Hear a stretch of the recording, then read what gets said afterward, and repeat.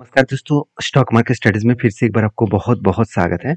तो आज मैं फिर से आपके सामने कुछ इंपॉर्टेंस कंपनी का अपडेट शेयर करने वाला हूँ। तो इस वीडियो को पूरा लास्ट तक देखना और अभी तक अपने चैनल को सब्सक्राइब नहीं किया तो जरूर कर लेना। तो चलो देख लेते हैं कौन सा कंपनी है इस वीडियो के अंदर। फर्स्ट जो कंपनी है जिसका नाम है आरती ड्रग्स। देखिए आरती ड्रग्स बेसिकली एक केमिकल सेक्टर के साथ-साथ एक फार्मास्यूटिकल्स के साथ भी काम करते हैं। बिकॉज़ कंपनी के जो सेक्टर है वो 2 अलग-अलग कैटेगरीज़ के हिसाब से है। एक केमिकल सेक्टर के ऊपर है और दूसरा एक्टिव फार्मास्यूटिकल इंग्रेडिएंट का प्रोडक्ट भी कंपनी मैन्युफैक्चरिंग करते हैं। तो कंपनी का आज हालात हालत जो है वो थोड़ा-सा खराब हुआ है। उसके पीछे मेन रीज़न है कंपनी का स्पेशलिटी केमिकल का बिज़नेस। तो स्पेशलिटी केमिकल का जो बिज़नेस है, वो सिर्फ़ यही कंपनी नहीं, पूरे के पूरे केमिकल सेक्टर के अगर सारे कंपनीज़ को देखेंगे तो सारे कंपनी का हालत खराब है। अगर मैं इसका पेयर कंपनी के बारे में बात करूँ तो यहाँ पे आपको कंपनी को ऑब्वियसली देखने को मिलेगा फार्मास्यूटिकल इंडस्ट्रीज़ के हिसाब से। अगर फार्मास्यूटिकल इंडस्ट्रीज़ के हिसाब से मैं बात करूँ तो कंपनी का देखिए सेल्स का डेटा देखिए, सेल्स का डेटा नेगेटिव है और प्रॉफिट का डेटा भी नेगेटिव है। तो क्या कंपनी बेकार है? बिल्कुल नहीं। कंपनी के ऊपर जो सेल्स एंड प्रॉफिट का जो ग्रोथ है, वो आप देखेंगे तो कंपनी में उतना खराबी नहीं है। कंपनी का अच्छा खासा सेल्स एंड प्रॉफिट ग्रोथ देखने को मिला है। और एक्सपेंस को मिटाने के बाद कंपनी का नेट प्रॉफिट 56 करोड़ से 47 बना। ऐसे भी नहीं है कि बहुत ज़्यादा कंपनी लॉसेस किया।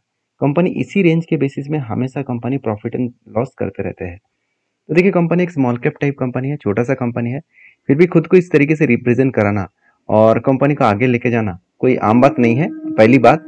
और दूसरी बात ये है कि कंपनी के ऊपर जो बिजनेस है, उस बिजनेस में थोड़ा सा प्रेशराइज है क्योंकि मार्केट में जो केमिकल का डिमांड है वो कई हद तक कम हो चुके हैं और डिमांड कम होने के कारण शेयर में एक बिग प्रेशराइज बनता हुआ देखने को मिले। और मुझे लगता है जो सिचुएशन यहाँ पे बना है उस सिचुएशन के बेसिस में बात करूँ तो कंपनी के ऊपर एक सेलिंग प्रेशर और भी ज़्यादा बनने का चांसेस है क्योंकि ये भी बताया जा रहा है कि 2025 से पहले केमिकल प्रोडक्ट का जो डिमांड है वो डिमांड ठीक ठाक चालू नहीं होंगे, मतलब डिमांड बहुत कम होगा। तो इस कारण के वजह से बड़ी कंपनी पीट रहा है तो छोटे कंपनी तो पीटेंगे ही। तो कंपनी के ऊपर जो बिजनेस है उस बिजनेस के हिसाब से कंपनी क्या सही टाइम में इस टाइम में क्या ग्रोथ कर रहा है आप खुद ही देख सकते हैं। कंपनी अलग लेवल के खुद के कैपेक्स को ग्रोथ कर रहा है। तो जो कंपनी खराब टाइम में खुद के बिजनेस के ऊपर इन्वेस्टमेंट कर रहा है तो सोचिए उस कंपनी का ग्रोथ होने के चांसेस बहुत ज़्यादा है। जैसे 2019 में 63 करोड़ का इन्वेस्टमेंट किया था और कैपेक्स को बढ़ाया था। उसके बाद आप देखेंगे 2020 में 37 करोड़ था, वो आज बढ़ते-बढ़ते आज 2024 में वो 226 करोड़ हो चुके हैं। मतलब कंपनी का जो कैपेक्स है, वो कई हद तक यहाँ पे बढ़ चुके हैं, कई हद तक यहाँ पे बेस्ट तरीके से कंपनी का कैपेक्स देखने को मिला और यही कैपेक्स कंपनी को। तो अभी चलो इस कंपनी के बाकी डिटेल्स देख लेते हैं, जैसे कंपनी के जो इन्वेस्टर है वो क्या कर रहा है। अगर इन्वेस्टर के बारे में बात करूँ, आप देखेंगे तो प्रोमोटर के पास होल्डिंग्स है, पहले जितना होल्डिंग्स था। अभी देखिए हम लोग सोच रहे हैं कि कंपनी बेकार हो चुके हैं तो इसलिए हम लोग बहुत सारे रिटेल पब्लिक माल बेचकर भाग रहा है, मगर यहाँ पे इंस्टीट्यूशन क्या कर रहा है आप देख सकते हैं। म्यूचुअल फंड जिसके पास सिर्फ 2.5% का होल्डिंग था, वो आज होल्डिंग को बढ़ाकर 5% कर चुके हैं। मतलब 2.5% का होल्डिंग को वो धीरे धीरे करके बढ़ता हुआ देखने को मिले और 5% तक जाकर रुक चुके हैं। उसी तरीके से अगर कंपनीज के ऊपर यहाँ पे होल्डिंग देखा जाए तो कंपनीज के ऊपर जो एफ के होल्डिंग है उसके बारे में बात करूँ तो 2% होल्डिंग था, वो बढ़ के 2.5% हो चुके हैं। मतलब इंस्टीट्यूशन धीरे धीरे करके खुद के होल्डिंग को बढ़ा रहा है। तो इतने छोटे कंपनी के ऊपर इंस्टीट्यूशन स्टार्ट मतलब ट्रस्ट कर रहा है तो यही काफ़ी है। तो उस बेसिस में क्या म्यूचुअल फंड ने लास्ट कुछ मतलब मंथ्स में क्या किया वो देखना बहुत ज़रूरी है। देखिए जून जनवरी मंथ में, फरवरी, मार्च, अप्रैल में, तो मार्च मंथ में कुछ क्वांटिटी यहाँ पे सेल ऑफ किया गया, मगर जनवरी और फरवरी मंथ में अच्छा खासा यहाँ पे बाइंग किया गया और अप्रैल में भी अच्छा खासा बाइंग किया गया। तो बेस्ट तरीके से यहाँ पे बाइंग देखने को मिला इस कंपनी के ऊपर। अभी इस कंपनी के ऊपर टेक्निकली चार्ट पैटर्न के बारे में बात करें तो कंपनी के ऊपर अच्छा खासा टेक्निकली चार्ट पैटर्न बनने जा रहा है। जैसे आप देखेंगे तो कंपनी के ऊपर क्या बना, एक कप बना, उसके बाद एक हैंडल पैटर्न क्रिएट होने जा रहा है। तो कप के बाद यहाँ पे हैंडल पैटर्न क्रिएट होने जा रहा है। तो कप तो कंप्लीट हो चुके हैं, अभी हैंडल पैटर्न कंप्लीट हुआ तो मैं यहाँ पे एक फ्रेश एंट्री लेने वाला हूँ। तो इसके लिए मुझे इंतजार करना पड़ेगा क्योंकि ऊपर साइड में एक स्ट्रांगली रेजिस्टेंस है। इस रेजिस्टेंस को एक बार दो बार ब्रेक करने का कोशिश किया, अभी वही रेजिस्टेंस को वो फिर से एक बार स्ट्रांगली फेस करेगा, उसको ब्रेकआउट करे तो ही कुछ पोजीशन बन सकता है। बाकी आपके क्या राय है जरूर मुझे कमेंट्स करके बताना। नेक्स्ट जो कंपनी है उसका नाम है दीपक फर्टिलाइजर। मुझे बहुत सारे दोस्तों का कमेंट आया था दीपक फर्टिलाइजर के ऊपर बातचीत करने के लिए, तो चलो मैं आज इसके ऊपर चर्चा करूंगा। सबसे पहले बता दूं, दीपक फर्टिलाइजर बेसिकली एक फर्टिलाइजर इंडस्ट्री से बिलोंग करते हैं, मतलब एक केमिकल सेक्टर से बिलोंग करते हैं। और इस कंपनी के जो परफॉर्मेंस है, अगर इस परफॉर्मेंस के बारे में बात करूँ, आप देख सकते हैं कंपनी का पी रेशियो 14 के आसपास है। आरओसी आरओई दोनों ही बेस देखने को मिला। एनुअली इनकम कंपनी के ऊपर अच्छा खासा है। उस बेसिस में कंपनी का डेप्थ थोड़ा सा ज़्यादा है। अभी कंपनी के वैल्यूएशन वाइज कंपनी के जो मतलब बुक वैल्यू है, उससे कंपनी के करंट प्राइस को कंपेयर करूँ तो उतना भी हाई प्राइस में कंपनी का ट्रेड नहीं हो रहा है। इसका मतलब एक सिचुएशन अच्छा खासा बनने जा रहा है, जो फ्यूचर में एक अच्छा खासा ग्रोथ और बूस्ट दे सकते हैं। तो कंपनी के ऊपर सबसे मज़ेदार बात है, कंपनी के अगर मैं पी रेशियो के बारे में बात करूँ तो आप देखेंगे तो पी रेशियो अभी देखा है तो एक टाइम चला गया था करीबन, देखा जाए तो 22 के आसपास, और आज चल रहा है 14 के आसपास। तो एवरेज पी रेशियो 10 के आसपास है। और कंपनी के बेस्ट इंपॉर्टेंस पॉइंट है कंपनी का प्राइस टू बुक वैल्यू। देखिए प्राइस टू बुक वैल्यू एक टाइम था 3 रुपीज़ के आसपास, आज 1.5 रुपीज़ के नीचे चल रहा है, मतलब 50% price to book value crash हो चुके हैं। मतलब यहाँ से बाउंस बैक करने का चांसेस ज़्यादा देखने को मिल सकता है। अभी क्या बाउंस बैक होने से पहले कंपनी का परफॉर्मेंस सही है, वो देखना जरूरी है। कंपनी का परफॉर्मेंस अभी भी खराब है। क्यों खराब है? क्योंकि पहले ही बोल चुका हूँ, कंपनी केमिकल सेक्टर से बिलोंग करते हैं, और केमिकल का जो मार्केट में डिमांड है, वो अभी तक ठीक ठाक नहीं हुआ। तो डिमांड अभी भी बहुत कम है, और इस डिमांड कम होने के कारण कंपनी के ऊपर एक प्रेशराइज बनता हुआ देखने को मिले। अभी आप देखेंगे कंपनी के ऊपर नेट प्रॉफिट के बारे में बात करूँ, तो कंपनी इसके ऊपर देखिए लगातार एक सेलिंग प्रेशर देखने को मिला था। इसी के चलते ही कंपनी के ऊपर प्रॉफिटेबिलिटी भी बहुत कम हुआ। 180 करोड़ से टू टू 252 करोड़, उसके बाद 61 करोड़। कई हद तक कंपनी का प्रॉफिट कम हो चुके हैं, और इसी तरीके से प्रॉफिट कम होने के कारण कंपनी के ऊपर एक प्रेशराइज बनता हुआ देखने को मिला है। बाकी इस कंपनी के ऊपर एज ए इन्वेस्टर, प्रोमोटर से लेकर एफएसडीएस पब्लिक के पास अच्छा खासा इन्वेस्टमेंट आपको देखने को मिला।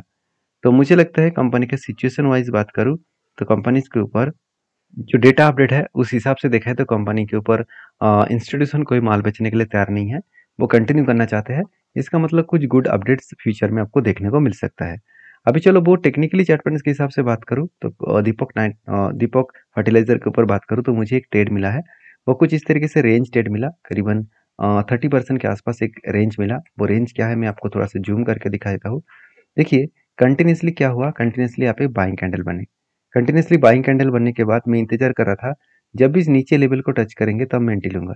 तो फाइनली नीचे लेवल को कब टच किया, आप देख सकते हैं। जिस सिचुएशन वाइज दिखाया तो कंपनी का फाइनली बहुत दिनों के बाद यहाँ पे टच किया।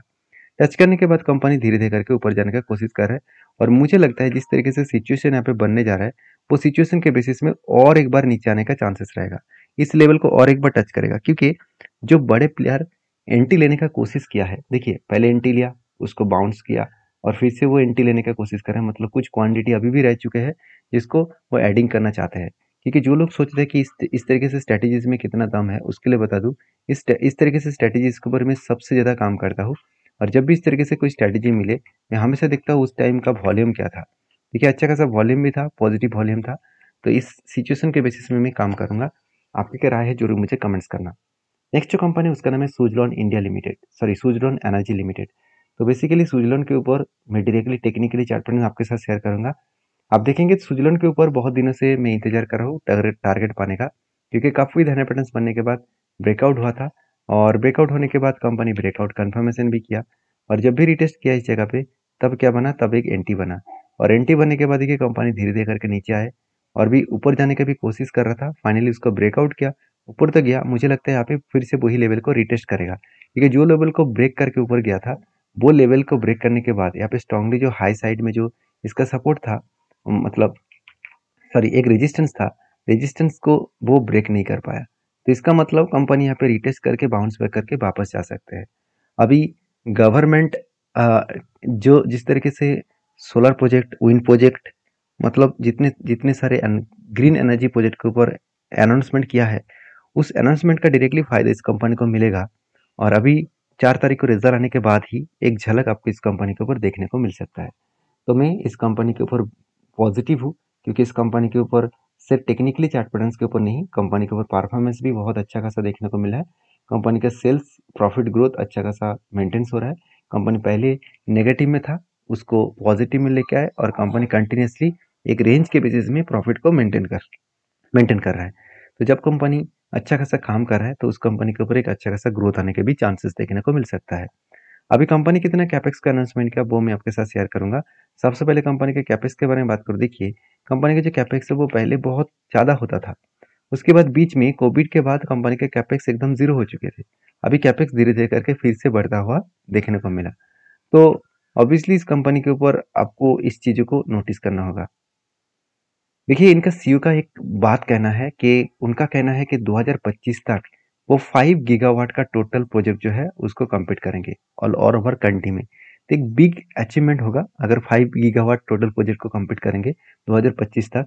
और उनका ये भी कहना है कि 27 से 30% तक मार्केट शेयर हिस्टोरिकली इसके पास रहेगा। तो बेसिकली कंपनी के ऊपर पहले ही मार्केट शेयर अच्छा खासा है। और उनका सीईओ ये भी कह रहा है कि कंपनी के ऊपर जो ग्रोथ है अपकमिंग टाइम्स में लास्ट 2 ईयर्स में कंपनी के ऊपर अच्छा खासा ग्रोथ और भी आने वाला है। तो देखिए कितना ग्रोथ होगा वो तो आपको बाद में पता चलेगा। फिलहाल के लिए इस कंपनी के ऊपर आप स्टडी करिए, उसके बाद कुछ डिसीजन लीजिए। नेक्स्ट जो कंपनी उसका नाम है आप देख सकते हैं ब्रिज सिक्योरिटी लिमिटेड कंपनी एक छोटा सा कंपनी है, फिर भी कंपनी एक बिग अनाउंसमेंट किया है। एक के बदले आपको 10 शेयर देने वाला है क्योंकि इसका फेस वैल्यू 10 रुपये है। इसको स्प्लिट करने जा रहा है। तो स्प्लिट का जो अनाउंसमेंट है वो अभी तक डेट अनाउंसमेंट नहीं किया गया। तो जल्द से जल्द डेट आएगा। तो जब डेट आएगा तो मैं आपके साथ जरूर शेयर करूंगा। वीडियो में जानकारी अच्छा मिले तो प्लीज़ लाइक करना। मिलते नेक्स्ट वीडियो में, तब तक के लिए धन्यवाद।